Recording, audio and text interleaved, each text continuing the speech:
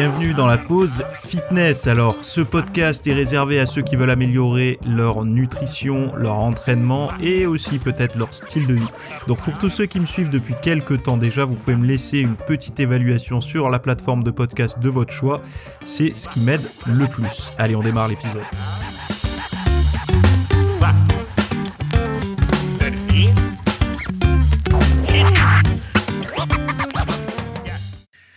Et salut à tous, j'espère que vous allez bien, que vous avez passé un bon week-end et que voilà, bon, ici il pleut, la semaine démarre et on va parler de plusieurs petits sujets dont les ondes pour le cerveau, les ondes électromagnétiques. On va parler également d'être foutu pour foutu, de vieillir jeune et si on a le temps, on parlera un peu de blessures. Voilà. Bon, je suis voilà dans cet univers où la nutrition.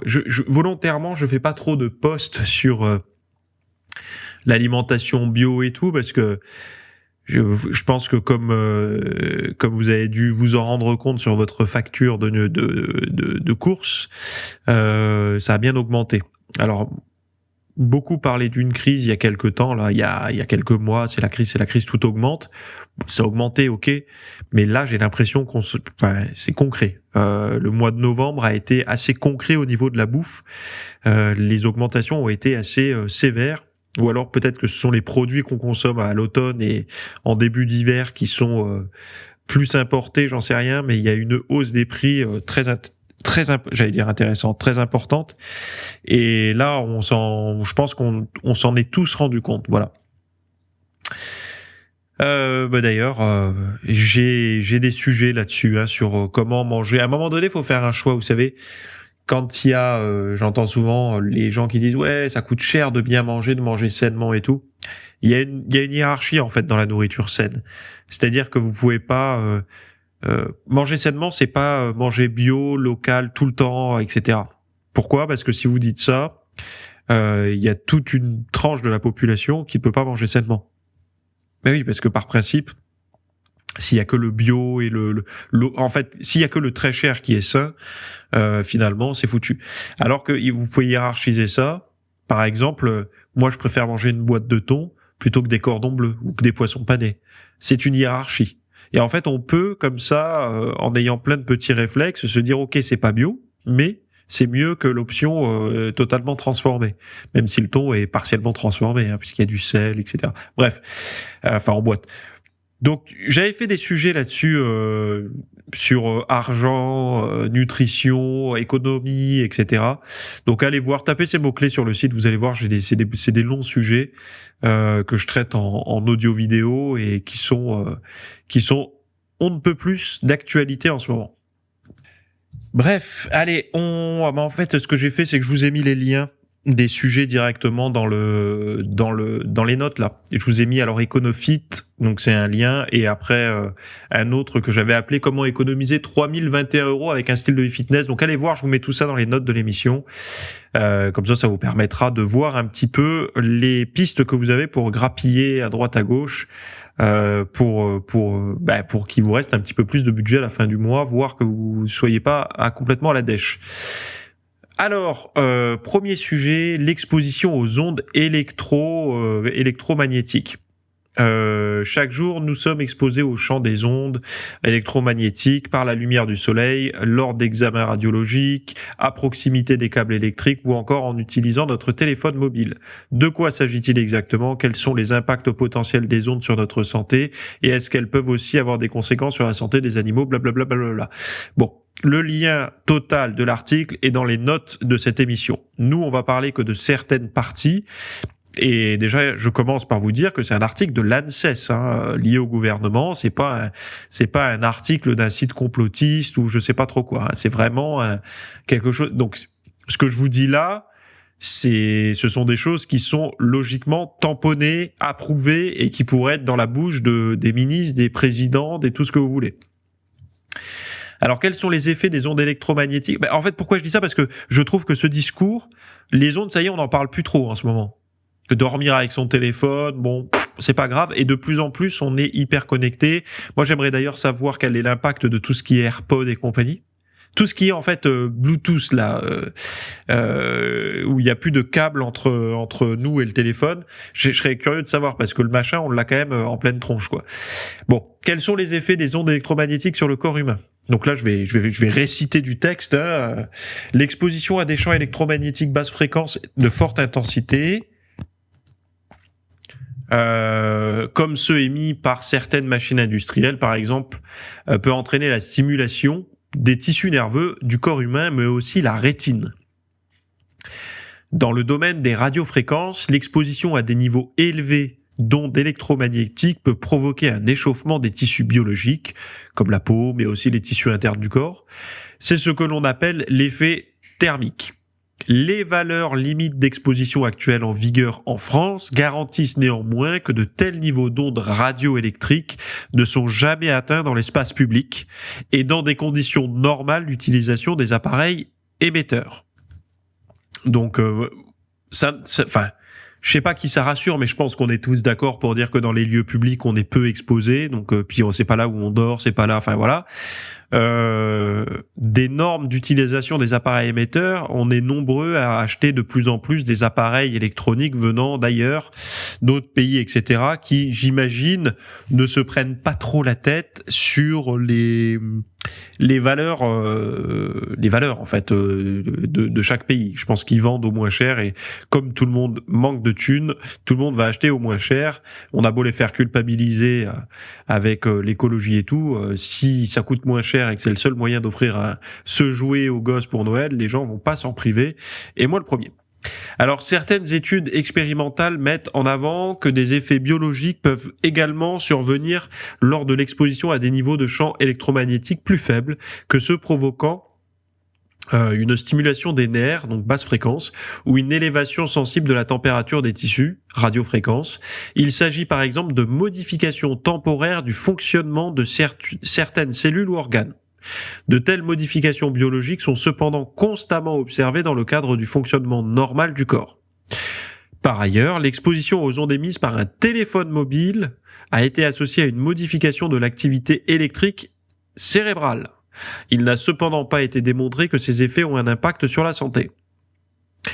Donc là, c'est là où peuvent s'insérer une citation complotiste du style tout est une question de temps, ou on nous cache, ou enfin bon voilà. Mais bon, en fait, juste cette information que l'exposition aux ondes émises par un téléphone mobile a été associée à une modification de l'activité électrique cérébrale, en fait, par mesure de précaution, j'imagine que c'est quand même mieux de pas avoir le téléphone à l'oreille. Donc d'avoir le téléphone, mais je trouve que de plus en plus de gens d'ailleurs l'ont.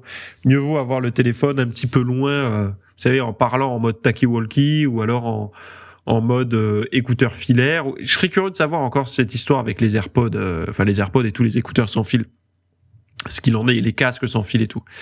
Enfin, l'exposition simultanée des populations à de nombreuses sources de champs électromagnétiques pose la question des effets éventuels qui pourraient être associés à cette multi-exposition.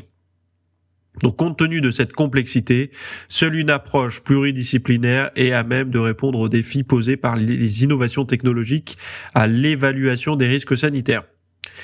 Les groupes de travail mis en place par l'ANSES pour évaluer ces risques rassemblent ainsi des biologistes, des épidémiologistes, des physiciens, des évaluateurs de risques, des chercheurs spécialistes dans le domaine des interactions entre les champs électromagnétiques et le corps humain, et blablabla et blablabla. Bon, on voit que c'est quand même un sacré truc qui n'est pas prêt de trouver une solution. Mais ils donnent quand même des pistes.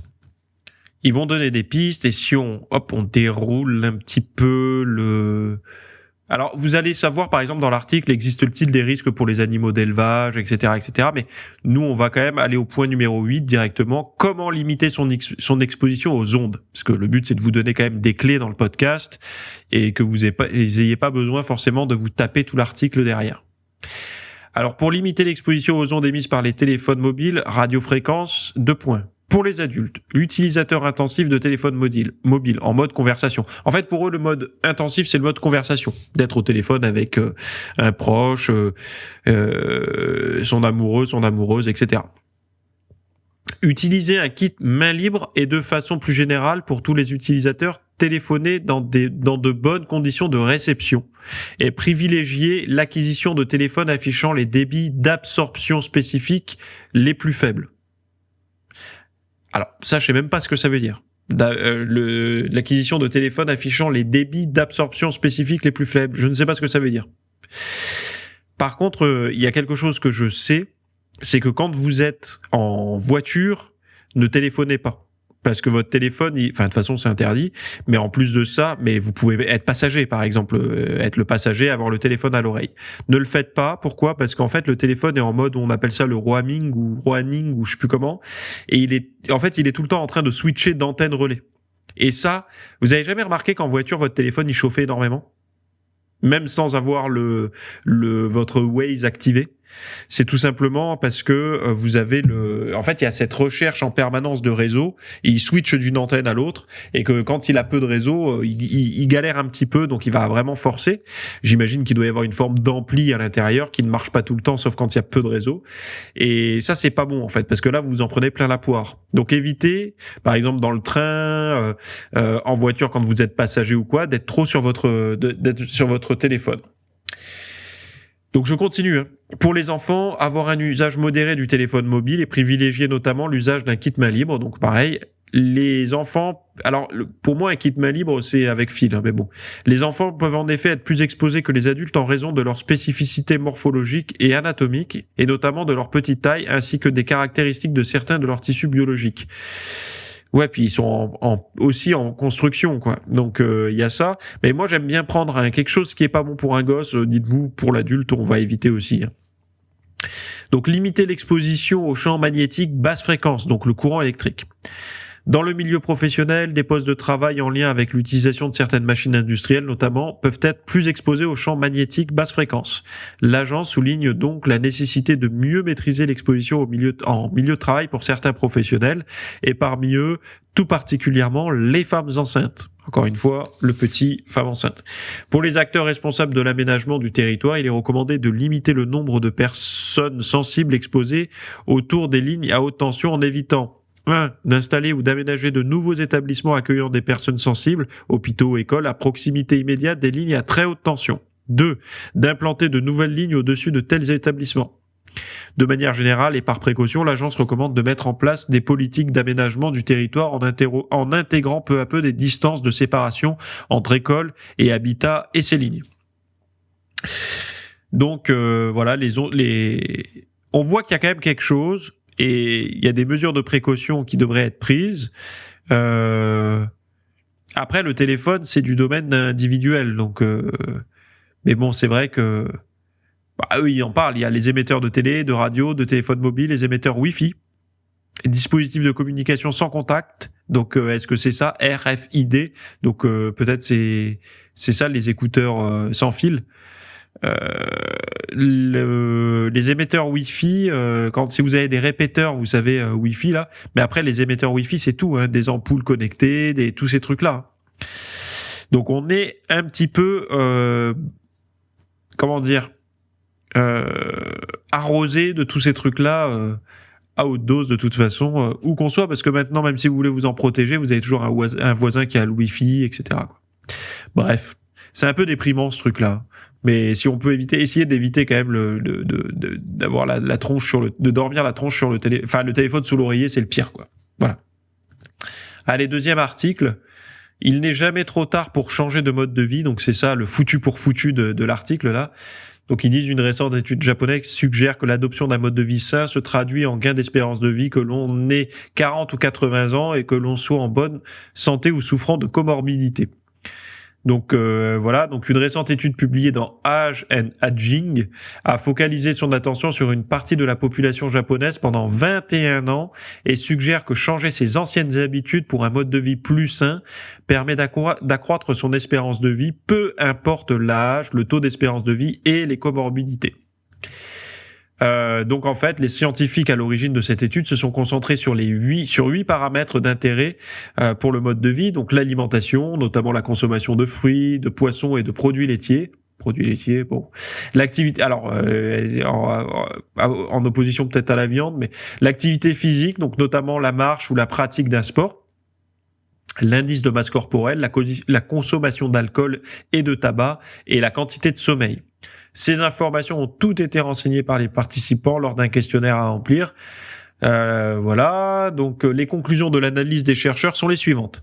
L'impact d'un changement de mode de vie persiste au-delà de 80 ans, et plus lorsqu'au moins 6 des facteurs étudiés sont modifiés.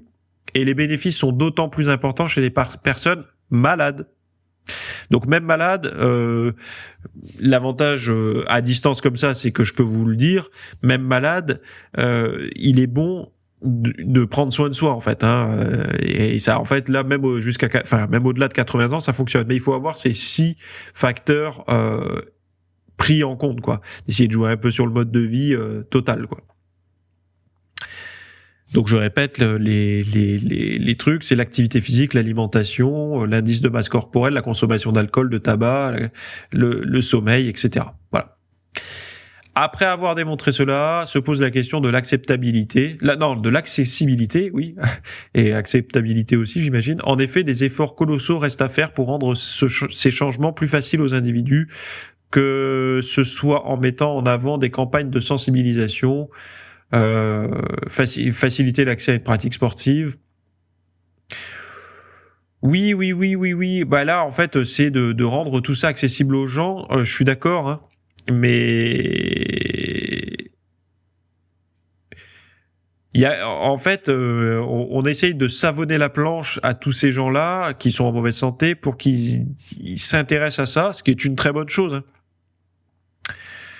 Et c'est vrai que est-ce qu'il n'y a pas si on a besoin de faire ça aujourd'hui, c'est qu'on a déresponsabilisé les gens là-dessus. Je sais pas si vous vous êtes rendu compte à quel point toute une tranche de la population actuelle, notamment des plus vieux que ma génération, ne prennent pas en considération les effets de l'activité physique et de la nutrition sur leur santé. C'est-à-dire qu'ils se déresponsabilisent totalement de ce qu'ils mettent dans leur assiette et tout. Pour eux, c'est pareil, en fait, que ça soit de l'huile d'olive ou de l'huile de tournesol, c'est la même chose. Que ce soit un steak premier prix, ou pour eux, tout ça, c'est un immense phénomène de mode. Le bio, c'est foutaise. Enfin voilà. Et ils en sont convaincus de ça. Donc forcément, c'est qu'à un moment donné, on leur a dit que c'était comme ça.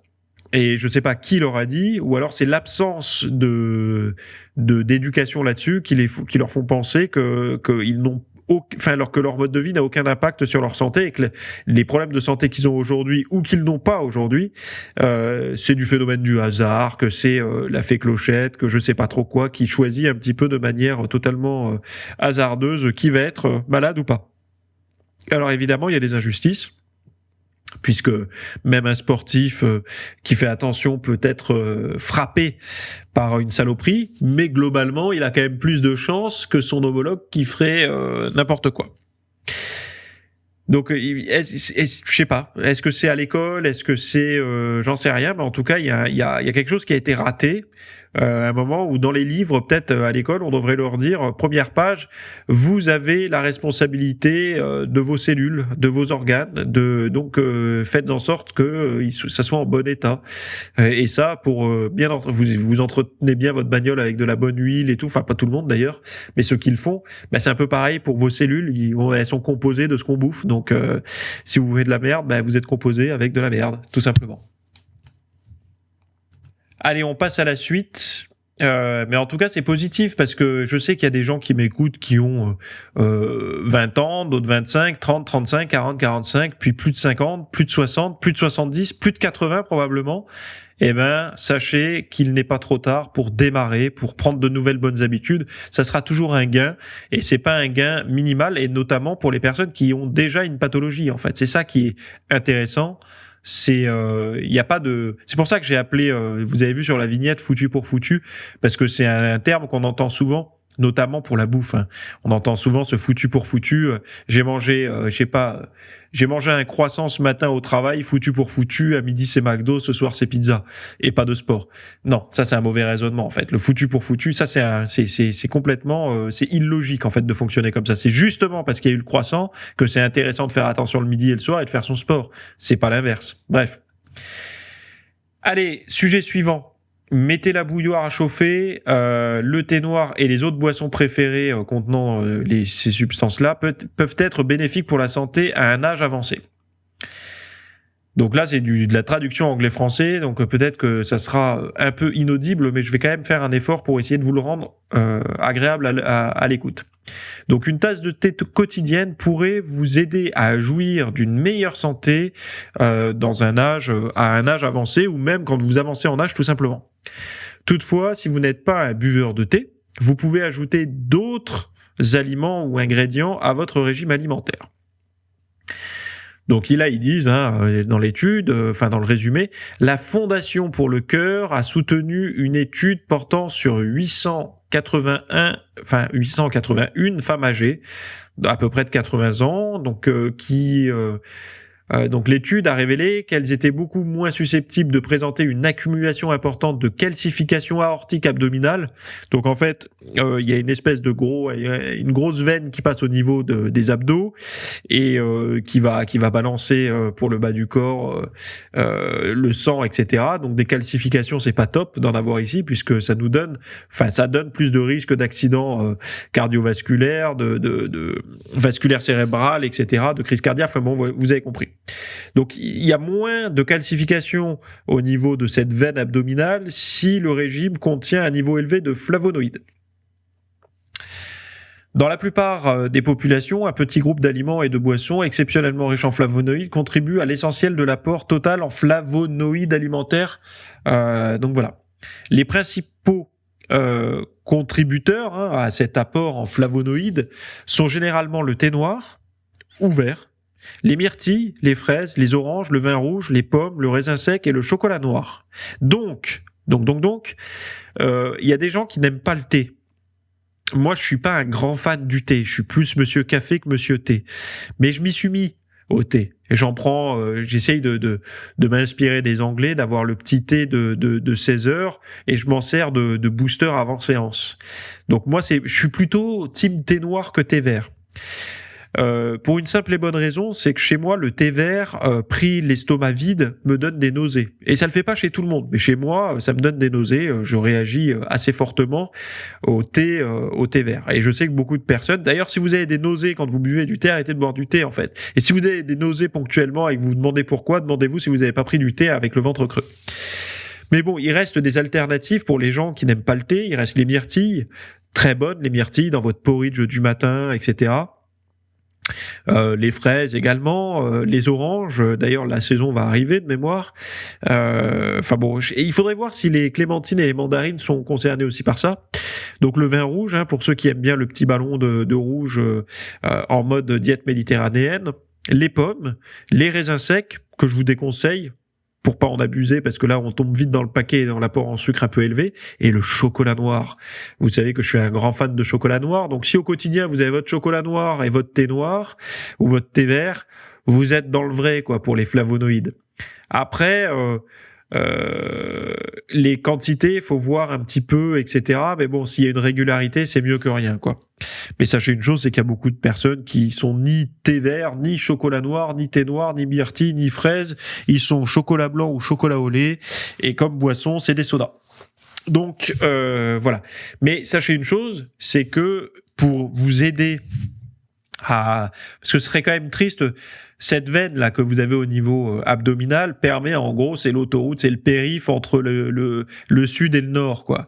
Et ça serait intéressant de pas l'amoindrir, de la calcifier, parce que c'est quand même ce qui va vous servir à bien oxygéner les organes, les muscles, etc.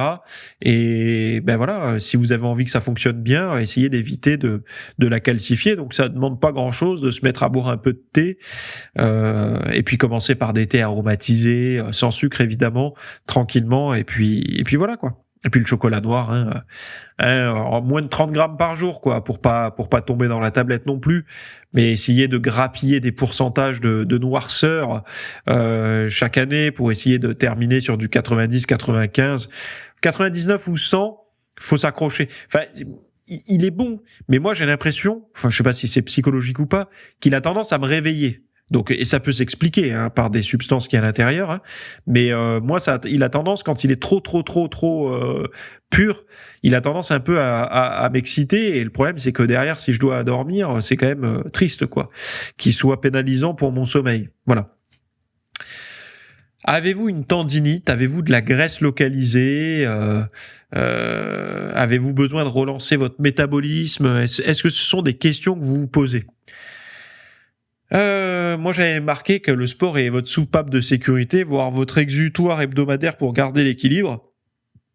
Mais bon, parfois, il peut se passer des moments où ça stagne, où ça se passe mal, où vous avez beau faire du sport et faire un régime, il n'y a rien qui se passe, et vous perdez rien et tout. Et donc, c'est des questions comme ça que vous pouvez vous poser. Eh bien, sachez que j'ai répondu ce week-end à une FAQ, la numéro 25, que vous avez sur le site. On va parler de tendinite chronique à l'épaule, on va parler d'addiction au goût sucré, de forcer sur la sèche, de graisse localisée, de kilos de grossesse, de prise de masse cétogène, de relance de la machine, donc du métabolisme, de viande et d'antinutriments.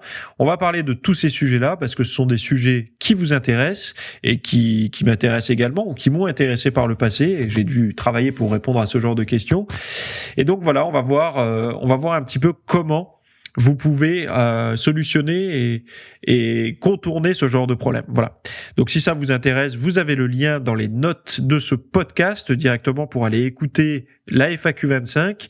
Et puis sinon, rattrapez votre retard sur la plateforme de podcast de votre choix. Allez lire les articles en version longue dans les notes de l'émission. Et puis faites comme vous voulez. De toute façon, vous êtes grand. Bye. Merci d'avoir écouté cet épisode. Alors, avant de partir, j'avais juste quelque chose à vous partager. C'est vrai que vous avez peut-être des temps morts à meubler, que ce soit des temps de trajet dans les transports en commun, du cardio un petit peu long sur un tapis de course, ou alors tout simplement envie de remplacer les programmes que vous avez la soirée pour de l'apprentissage. Vous êtes peut-être adepte des émissions, des documentaires, des reportages, etc. Sauf que dans le monde de la musculation, de la nutrition, du développement, d'un mode de vie sain, etc. C'est un peu maigre en contenu dans les médias grand public. Et donc, ce que je vous propose, moi, personnellement, c'est d'aller faire un tour dans la bibliothèque alors, c'est un Netflix version fitness privée qui vous coûtera moins cher qu'un lavage auto au rouleau par mois. Et là, vous avez vraiment tous les sujets. Alors, c'est plein de cours que je propose. Il y en a déjà plus de 300. Ce sont sur le sommeil, sur les hormones, sur la nutrition. Donc ça peut être pourquoi on a faim, pourquoi on n'arrive pas à tenir un régime, comment faire, quelles sont les solutions, mais aussi d'anatomie pour l'entraînement, des programmes d'entraînement. Donc tout ce qui est lié à la perte de graisse, si vous avez du gras sur le bas du ventre depuis des années, ou alors si vous avez du mal à prendre de la masse musculaire, tous ces sujets du plus connu, entre guillemets, du plus recherché au plus pointu, tous ces sujets sont largement abordés dans cet espace VIP. Donc, pour rappel, pour y accéder, vous avez un lien en description. Si vous ne le trouvez pas, vous allez sur www.fitnessmiss.fr et vous faites devenir membre. Voilà, vous trouverez sur le site. Et vous accédez à ce contenu caché que vous pourrez écouter partout. Voilà, je vous laisse ici. Très bonne fin de journée à tous.